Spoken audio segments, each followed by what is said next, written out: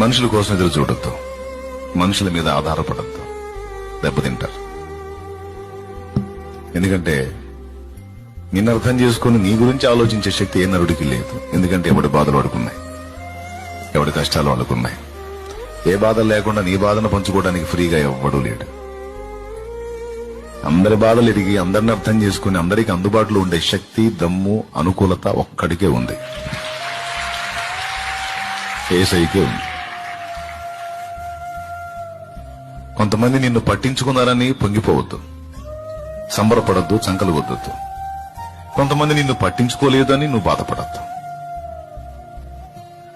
నువ్వు వేడుకోవాల్సింది, ఎదురు చూడాల్సింది, పన వేసుకోవాల్సింది, ఆశపడాల్సింది ఆ ఒక్కడి కోసమే, నా ప్రభు అయిన యేసుక్రీస్తు కోసం, నజరేయుడైన యేసు కోసం.